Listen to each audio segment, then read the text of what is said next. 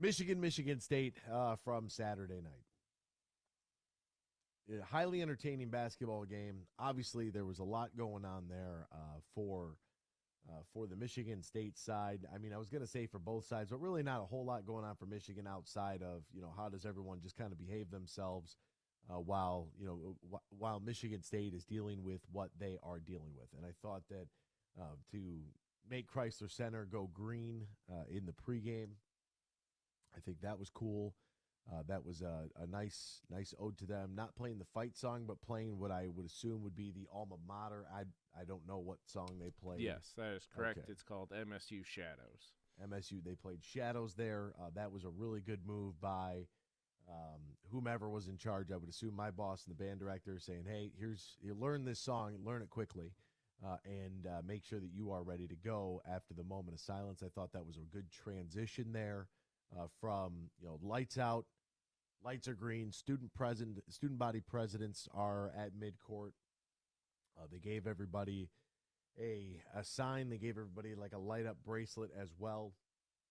That was on all the seats. The Michigan players had their shirts on to show support for Michigan State. The student section was, they were about as tame as you're ever going to see them. I mean, Michigan State took the court for warm-ups. They came out of the tunnel to applause, which that never happens. And there was a substantial amount of Michigan State fans who traveled for the game. No matter where they traveled from. I mean, I'm sure there's some Michigan State fans in Ann Arbor and in the surrounding areas. It's not like, we're talking about East Lansing being in Alaska. It's right down the road. So, but there was a very, during some of the portions of the game, big buckets, Michigan State fans, they got a little rowdy. They got a little ruckus going on there. They were a little excited, which is which is interesting because you don't get that same sort of home court advantage that you would. I don't know. All I can do is hear what it's like on television. I've never been to Michigan State at the Breslin, so I don't know what it looks like from a Wolverine fan traveling. But I can tell you the Spartan fans travel very well to that game. They acquire tickets. I'm not sure how. They get those tickets. They come out. They support. I don't know if it's like that at the Breslin Center, but there isn't the same home court that you would see if you go down to the Schottenstein Center, if you go to Mackey, if you go to Assembly Hall, if you have to travel to Illinois. Like, the home court is just very, very different. Yeah, but Michigan hosts Michigan State. The difference is, it could be your wife, Anthony. Like, it could be your brother, your sister. You don't know. Like, you have 2 tickets. You're a season ticket holder. It's Michigan State. Yeah, you might take your sister, your brother, whoever, if they went to Michigan State. That's another way you can get tickets. Yeah, and it's another way to get another Spartan fan, in the building. And there was a lot of them. There really was a lot of them. And this was a monumental game for Michigan, who's still on the outside looking in. Like, I went through last night, kind of digging around for, what might be just like a pipe dream at this point. But where is Michigan in their standing on the resume? Because I still don't know exactly what the criteria is. I know that we're using net rankings. So if we're using net rankings to decide who gets into the NCAA tournament, well, right now Michigan is 65th in the net ranking. How is that possible? I have no idea. They're 2-9 in quadrant 1. They're 5-2 in quadrant 2. 3-9 now, because I believe Pittsburgh has been bumped up to a quad 1 win. They guys beat earlier in the year. Pittsburgh has played themselves up. So that has turned into a quad 1 win. At least that's what they showed on the broadcast Saturday. Interesting, because as of the 19th, so as of yesterday, 3-9. Huh? So they must have done that right. Pittsburgh's been playing really literally well. Right after I did that. Surprising. Yeah. So I did that at 9:44 p.m. and it was 2-9, and now all of a sudden, hey, but whatever. So 3-9 in quadrant 1 is Michigan. How they get their 65th ranking, I'm still not really sure. Like, I don't know. They're 4-2 in quadrant 2, 2-0 in quadrant 3, and then that god awful loss to Central Michigan, making them 6-1 in Quadrant 4. Don't worry, they're not the only Big Ten team with a Quadrant 4 loss. They joined Minnesota, Ohio State, and Iowa as conference teams that do have a Q4 loss. What do those quadrants mean in all actuality? I really just don't know. Then they're 49th in the KenPom rankings as of yesterday at 9:40, so who knows how that's changed over the last 12 hours. And they were 63rd in ESPN's BPI. So their ranking is well within the field of 64 plus 4. I don't think that as of right now, they keep saying that Joe Lunardi had 9 teams from the Big Ten in the tournament again. Well, if that's the case, you're just going down the Big Ten standings.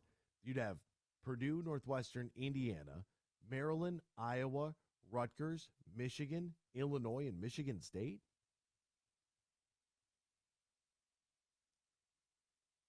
I mean, that's a little shocking, if I do say so myself. But, whatever. Saturday's game is huge. The bracketology, they're nowhere on it. And then the ESPN Plus article, here's the locks. Northwestern, Maryland, Iowa, Illinois, Rutgers. Work to do, Wisconsin, Penn State. Wow. Interesting. Yeah, but for Michigan, they have their work cut out for them. They have the schedule to play themselves in. In fact, they sit there with Minnesota twice and Ohio State. They have games. God, it would be nice. It would be nice, but then you're also playing teams on the road that are in the field. Rutgers next up on the road in 3 days. Wisconsin at home, Illinois on the road, Indiana at Assembly Hall. With the Michigan State game, you probably have to go 4-1 down the stretch. Plus, have an extended stay at the Big Ten tournament. I don't think you could be a one and done in the Big Ten tournament. I think you got to win a couple of games there in order to bolster up that resume a little bit. Because it's going to be a Selection Sunday sweat fest for Michigan. I think so. If they go 2-2 and then go 1-1 in the Big Ten tournament, I think they are in play. Really? I think they're in discussion for that, the play-in game or just a straight up 11 seed, kind of like they were last year. I think because if you have a road win at Indiana and a road win at Rutgers or Illinois, those are huge games. And to divert that for more of the game Saturday, great job from the University of Michigan for what they did and for what they showed. MSU, they played a lot better than I expected, at least offensively. They couldn't grab a rebound, but that's what happens when Michigan puts out 2 guys that are 7 foot and you have your tallest guy 6'10", and that's it. So, and props to Doug McDaniel. Dougie Buckets was the best player on the floor Saturday night. All right. So you know me, and you know that I am a huge fan of Doug McDaniel, a.k.a. Doug McBuckets, and Terrace Reed Jr. I've talked about this on the show. The very first game with Terrace, it was this guy is not only huge, Big Hoss is. He's a large human being. He's all 6'10", 6'11". He's 260 pounds listed, and he is just that's a thick with 3 C's kind of guy. He's a massive human being. He's got crazy amounts of athletic ability too. You don't see somebody that, because you look at Hunter, right? And Hunter's very big, kind of lanky, a little weird, proportionately. At 7'1", I would expect, I see somebody 7'1", I just expect Dwight Howard. And when I see Nikola Jokic, it's okay, all right. But I expect Dwight Howard. I expect the boulder shoulders. I expect the upside-down triangle for a frame. Jalen Duren, you expect. Jalen Duren, very, very, another really, that's what I expect when I see 7 feet at that weight. Terrace Reed, as tall as he is a lot, I think he might be heavier than 260. His he athleticism looks bigger, Yeah, his athleticism is screaming 220 though. Like he can move, he can jump, he blocks shots. He's got a great knack for the ball. I'm a very big fan of him, and he's going to be around for a few years. Doug McDaniel, I think that last night or Saturday night, obviously cherry on top here, but they haven't had, and I've talked about this, that struggle after Xavier Simpson going to the transfer portal, trying to find that guy that's going to be there for 3-4 years, develop that position, be able to recruit that position, knowing that whoever comes in next is going to be that Xavier Simpson to Derek Walton, is going to be that Eli Brooks to Xavier Simpson.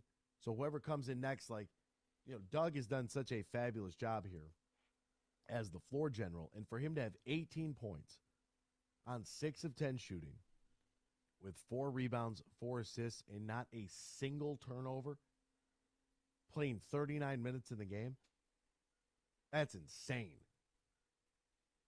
Insane. I think Malik Hall should transfer to Michigan.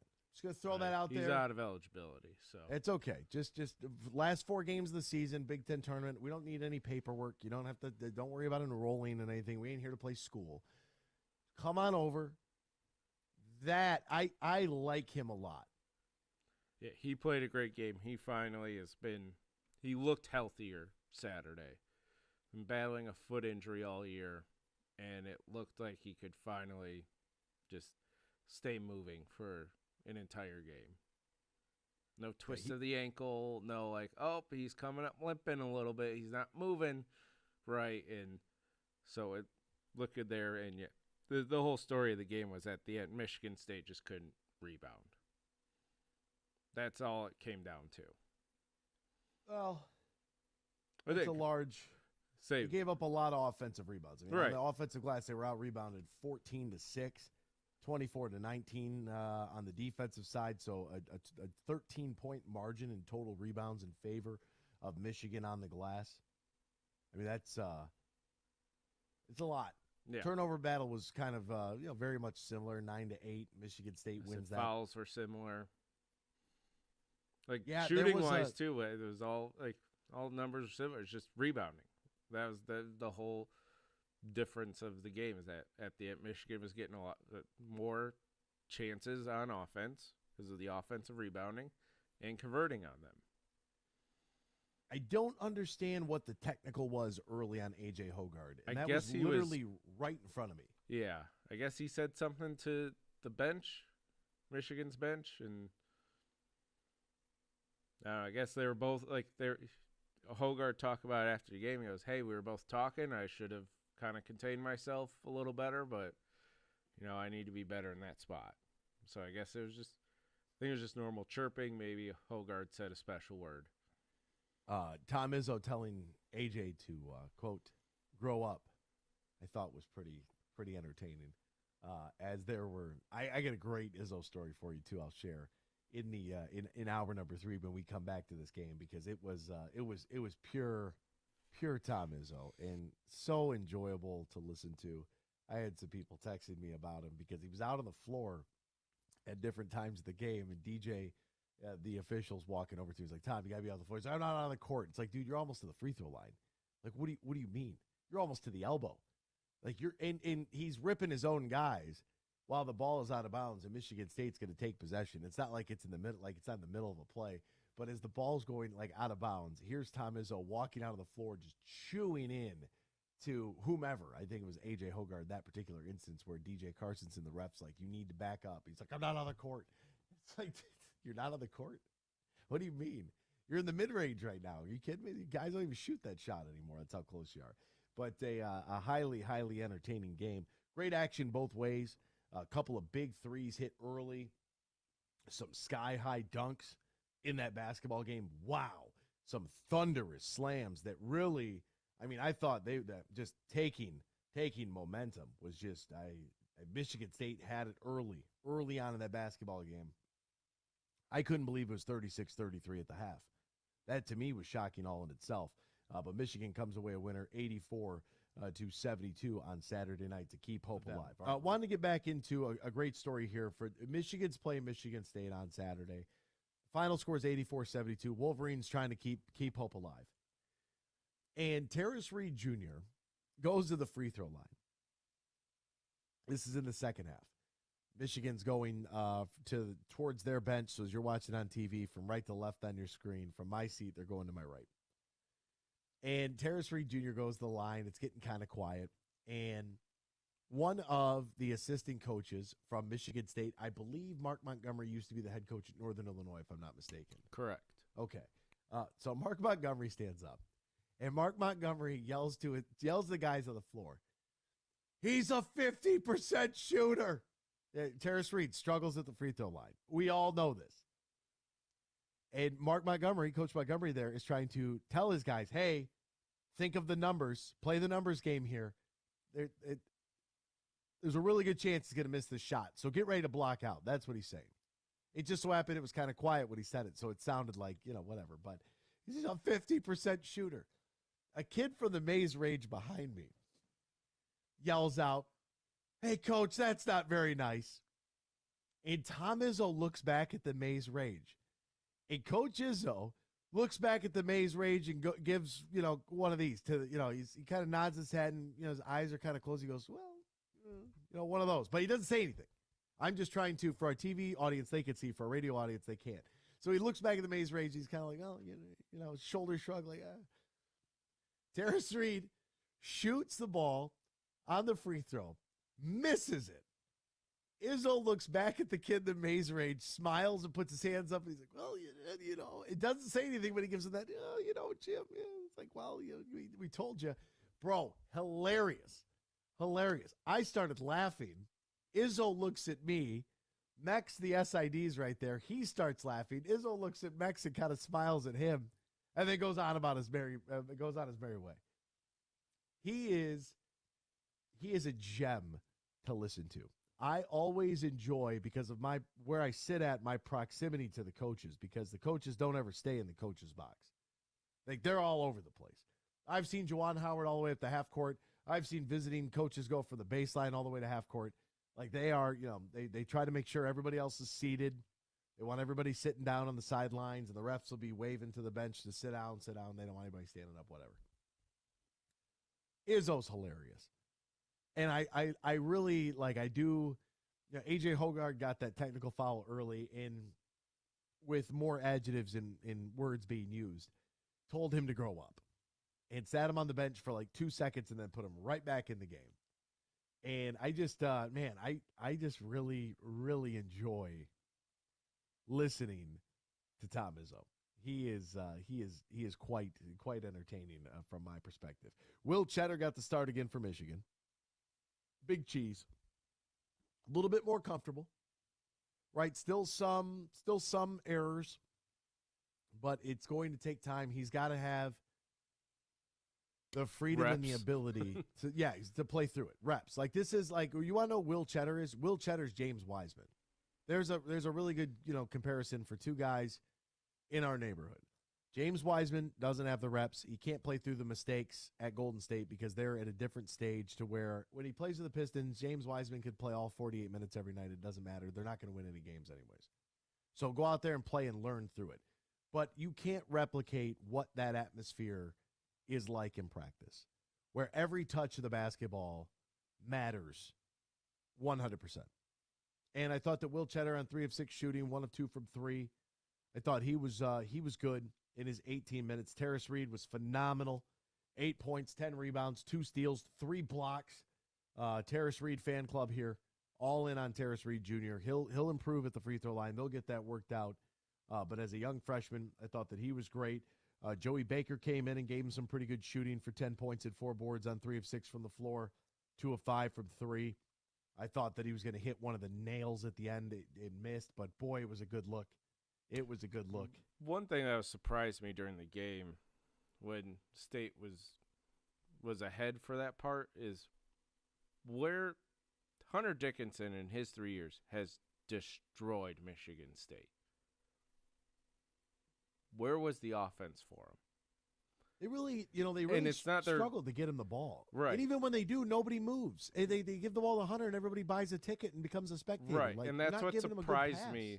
Throughout the first few the first half of that game is just, and even parts in the second half. Is like this guy has gone for 30 plus against Michigan State because Michigan State just doesn't have the size right now to compete with someone like Hunter Dickinson.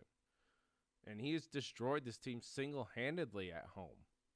Like, why aren't you going to him? And especially after Jet Howard left the game. It's like, what happened to that offensive game plan? I don't know. I thought Michigan State did a good job of making him uncomfortable. I thought that the Spartans did a good job getting him off of his spots, making those catches difficult catches. Because look, I mean, the game is called completely different for big men than it is for guards.